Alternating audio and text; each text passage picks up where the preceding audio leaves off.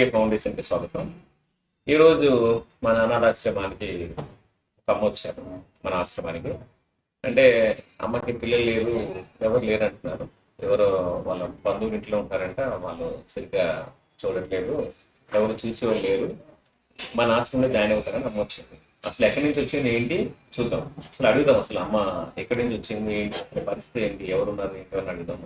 అమ్మ మీరు ఎక్కడి నుంచి వచ్చారమ్మా?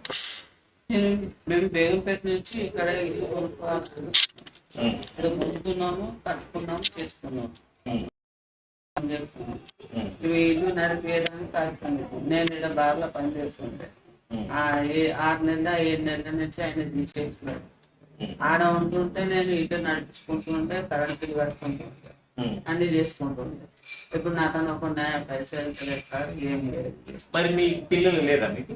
నాకు పిల్లలు లేదు, కొడుకులు కానీ కూతురు లేదు. అంటే మీరు ఎవరింట్లో ఉన్నారు ఇన్ని రోజులు? ఇప్పుడు ఈ రోజులు మా అక్కతాను ఉన్నారు. మీ అక్క దగ్గర ఉన్నారు? మీ అక్క దగ్గర ఉన్నారు. మీరు ఎందుకు ఉదయం ఎందుకు వస్తున్నారు? మీరు అనాథాశ్రమానికి ఎందుకు జాయిన్ అవుతున్నారు? ఇప్పుడు 7 వైపు పడుకోవాలి సార్. 7 వైపు ఎక్కడ ఉండాలి? ప్లేస్ లేదు మీకు? ప్లేస్ లేదు, ఎక్కడ ఉందంట. ఓకే, తినడానికి ఇబ్బంది అవుతుంది. ఓకే, ఇక్కడ అందరూ అడిగితే ఇక్కడ మంచి సూపర్ చేస్తారు.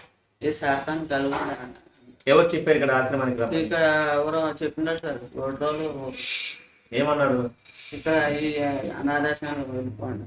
ఏమన్నారు? బాగుంటుంది ఇక్కడికి వెళ్ళి. ఇక్కడ బాగున్నారు. ఓకే, ఇప్పుడు మేము చూసుకుంటాం, మంచిగా చూసుకుంటాం తల్లి. ఒకటే ఇక్కడ 2 రోజులు అందరూ కూడా ఏంటంటే చాలా నీట్గా పద్ధతిగా ఉంటారు, ఎవరి పని వాళ్ళు చూసుకుంటారు.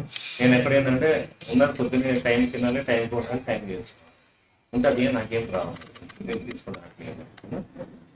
అట్లానే అమ్మ గురించి మనం ఎంక్వైరీ చేసినా మొత్తం అంతా. పాపం ఎవరు లేరు, పాపం కష్టపడుతుంది. ఎన్ని రోజులనే వేరే దగ్గర పని చేసుకునేది. పెద్ద వయసు వచ్చేసింది కాబట్టి అమ్మ ఉండలేకపోతుంది. ఇలాంటి వాళ్ళని మనం ఆదరించాలి తప్పకుండా.